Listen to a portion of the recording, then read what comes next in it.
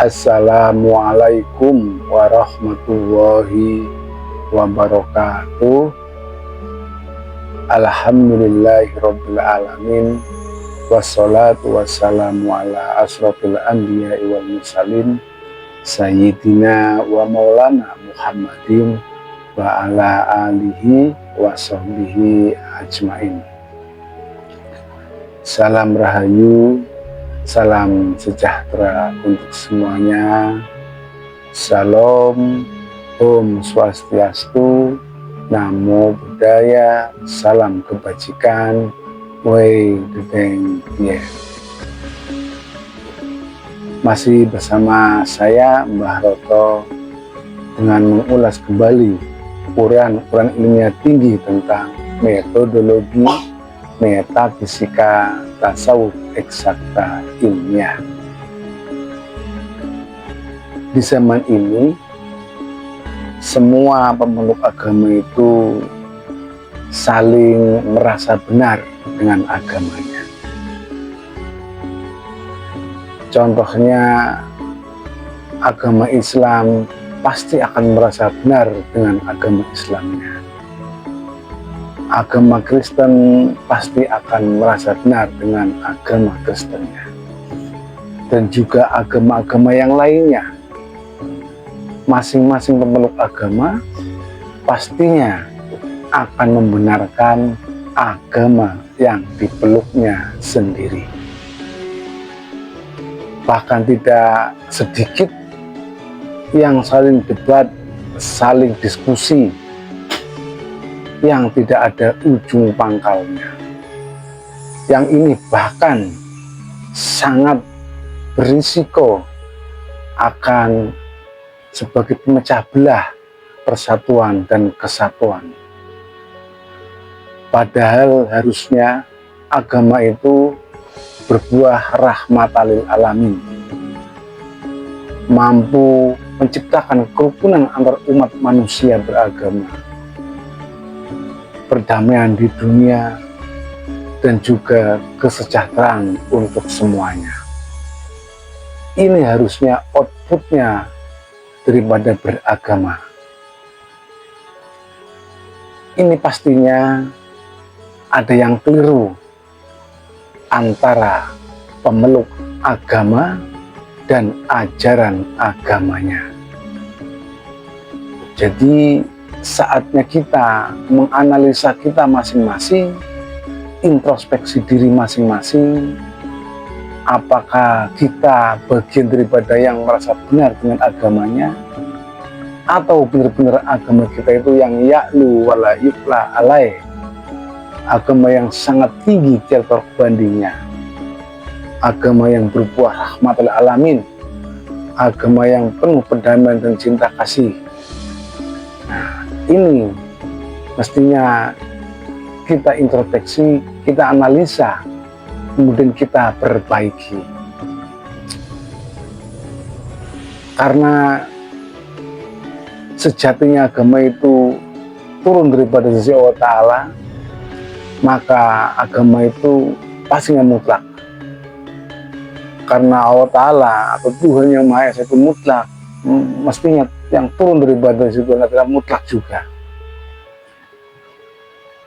Artinya agama yang turun dari batas situ itu pasti konkret, dan konkret itu pasti ilmiah. Bahkan kata guru kami, jika tidak ilmiah bukan agama. Karena agama itu turun daripada Sang Maha Mutlak, maka pastinya agama itu mutlak. Sedang mutlak itu pasti konkret. Konkret itu pasti ilmiah. Jadi tidak ada namanya spekulasi. Itulah tingginya agama yang turun daripada sisi Tuhan yang Maha Esa. Inilah agama samawi, agama yang diturunkan oleh Allah Ta'ala selalu dengan memakai seorang utusannya. Jadi Allah Ta'ala akan selalu menyampaikan risalahnya kepada umat manusia, yang itu disebut dengan agama. Itu selalu memakai seorang manusia utusan di setiap zamannya masing-masing. Nah, Berbeda dengan agama ardi atau agama bumi, agama yang dihasilkan dari hasil interpretasi, pengetahuan, literasi, belajar, ataupun sekolah, ataupun yang lainnya. Yang ini masih ada di ranah pengetahuan akal jasmania. Karena akal jasmania itu relatif, terbatas. Nah, jika agama bisa dipelajari dengan akal panca indera, itu pastinya agama itu lebih rendah daripada nalar logika manusia. Sedangkan agama itu mutlak, karena turun daripada yang sisi mutlak. Artinya agama itu tidak mampu atau bisa dipelajari dengan akal pengetahuan panca indera. Agama itu top down, datangnya dari atas ke bawah, dari Allah, disampaikan oleh malaikat Jibril, kemudian disampaikan juga oleh rasulnya di zaman masing-masing. Itulah agama samawi, itulah agama yang turun daripada sisi Tuhan Yang Maha Esa. Jadi agama itu dari dulu hingga sekarang itu memperbaiki. Makanya tidak ada ceritanya yang namanya Rasul Musa menyalahkan Rasul sebelumnya, atau Rasul Isa menyalahkan Rasul Musa, atau bahkan Nabi Muhammad menyalahkan Nabi Isa. Itu tidak ada ceritanya. Karena pasti Rasul itu saling membenarkan dan saling menguatkan. Nah, ketika seorang Rasul itu didatangkan, maka semua keyakinan agama apapun mengerucut menjadi satu. Nah, inilah puncaknya agama momentum atau sempurnanya agama. Jadi semua keyakinan agama itu menyatu dalam satu titik. Jadi sudah tidak ada lagi saling benar sendiri atau menyalahkan yang lainnya. Nah, inilah tingginya agama. Nah, tentunya untuk menyatukan semua umat manusia di dalam beragama itu tidak bisa secara dengan syariat atau dengan khilafiyah jasmania, memaksakan kehendak seseorang untuk memeluk sesuatu agama dengan penekanan atau dengan rasis.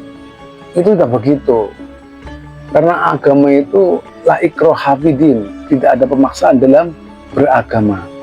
Tetapi agama ini adalah problem solving setiap umat manusia. Makanya agama itu dijadikan penentu solusi semua umat manusia. Jadi agama itu bukan hanya untuk orang yang sudah usia lanjut, atau orang yang sedang orang yang dalam keadaan baik-baik saja, terlihat agamis atau terlihat spiritualis. Tidak begitu. Agama itu tentunya sebagai problem solving semua umat manusia. Jadi siapapun menginginkan beragama, karena dengan beragama itu di situ ada solusi sebagai permasalahan di dunia dan di akhirat. Nah, ini yang disebut agama. Nah, untuk itu marilah kita teliti, kita introspeksi, kita analisa masing-masing. Ada apa pengetahuan yang bagaimana yang kiranya kita itu belum menguasainya. Karena ini untuk pelajaran agama, tentunya kita mesti ikuti petunjuk-petunjuk yang sudah ada. Contohnya di Al-Quran, di Al-Maidah 35, kita diperintahkan untuk mencari wasilah. Ya ayyuhalladzina amanu taqu wabtaghu ilaihi wasilah wajahidu fisabilihi la'allakum tuflihun. Wahai orang-orang yang beriman, carilah wasilah agar engkau bisa mendekatkan diri ke hadirat Allah. Kemudian bersungguh-sungguhlah, berjuang dengan penuh pengorbanan agar engkau masuk dalam golongan orang-orang yang beruntung. Nah, tentunya Rasul utusan sang pembawa wasilah inilah yang mampu menyatukan semua sudut pandang dalam beragama. bukan berarti harus berpindah agama. Nah, ini berbeda. Ini adalah menyatukan semua sudut pandang beragama, yaitu bagaimana cara berhubungan dengan Tuhannya. Nah, karena perintah mencari wasilah itu sebenarnya bukan hanya untuk orang Islam, untuk semua umat manusia. Wasilah itu ibarat tali yang ujung satunya ada pada Allah dan ujung satunya ada manusia pembawanya. Nah, tali wasilah ini yang disebut dengan nurun ala nur, yahdillahu linurihi mayasa. Jadi Allah selalu mengambil alamnya manusia, selalu memakai nurnya. Dan nur ini ada pada seorang manusia yang dikehendakinya. Sebagai tajallinya Allah Ta'ala, kekasihnya Allah Ta'ala yang di dunia ini. Nah, jadi sebagai semua umat manusia yang harusnya beribadah kepada Allah Ta'ala atau beribadah kepada Tuhannya, itu mesti wajib melalui seorang utusan, sang pembawa wasilah. Karena tidak mungkin kita bisa beribadah dengan kemampuan manual. Karena Allah saja mengambil alamnya manusia selalu memakai seorang utusan. Apalagi kita sebagai manusia dalam berhubungan menuju Allah Ta'ala, bermarifat kepada Allah Ta'ala, mesti melalui seorang utusannya. Nah, jika kita mengingkari utusannya yang di dunia, sama saja kita mengingkari Tuhannya yang ada di ujung akhirat tertinggi. Itu otomatis. Karena pentingnya wasilah ini yang dibawa oleh seorang pembawa manusia, manusianya ini ada pada setiap zamannya. Dulu ada pada nabi-nabi dan para rasul. Di zaman ini ada seorang pembawa wasilah. Memang namanya sudah bukan Rasulullah, tetapi dengan kata yang lain, yaitu waliyah mursidah. Dan manusia pembawanya disebut dengan al-ulama warasatul anbiya atau ul amri minkum, seorang pemimpin manusia yang dikuasakan oleh Allah Ta'ala, yang untuk menunjukkan jalannya, caranya, tata caranya untuk beradaptasi dalam beribadah, bermakrifat, mengenal akan Allah Ta'ala. Jadi ada seorang manusia di setiap zaman kita masing-masing ini yang bertugas untuk menyampaikan risalah agar manusia itu bisa beribadah, berbakti kepada Allah Ta'ala melalui rasulnya masing-masing. Tentunya rasul ini, utusan ini itu mewakili daripada Allah Ta'ala atau Tuhan Yang Maha Esa. Jadi seorang manusia ini tidak mewakili satu golongan agama saja, tetapi seorang manusia ini mewakili semua umat manusia di dunia, apapun merek agamanya, apapun merek keyakinannya atau spiritualitasnya, mesti melalui seorang manusia ini. Inilah yang disebut dengan al-ulama warasatul anbiya, ulama yang mewarisi isi daripada estafet kerasulan nabi-nabi sebelumnya. Ibarat air yang ditaruh di dalam botol, kemudian dipindahkan lagi ke gelas, dipindahkan lagi ke mangkok, dipindahkan lagi ke teko atau yang lainnya. Ini airnya tetap sama, walaupun wujud wadahnya itu berbeda-beda. Karena tidak mungkin kita manusia bisa berhubungan dengan Tuhan Yang Maha Esa tanpa melalui seorang utusannya.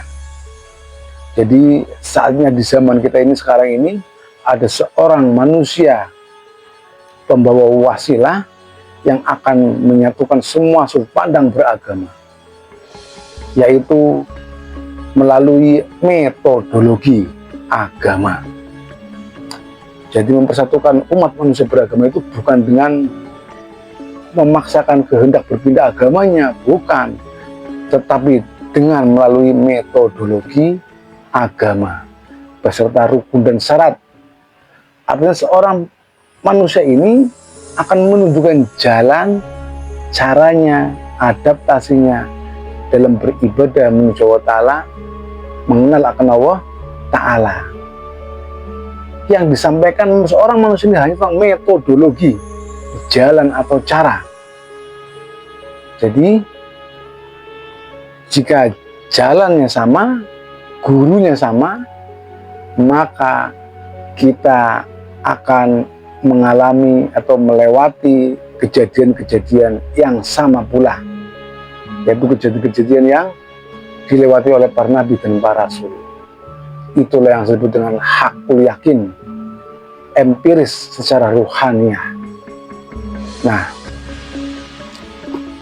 jadi di zaman ini telah ada seorang rasul di tengah-tengah kaum kita semuanya, yang itu bukan bernama rasul atau nabi, tetapi bernama dengan al-urama warasatul anbiya atau ulil amri minkum, seorang pemimpin manusia yang dikuasakan oleh Allah Ta'ala untuk menunjukkan jalannya, caranya, adaptasinya dalam beribadah, mengenal akan Allah Ta'ala.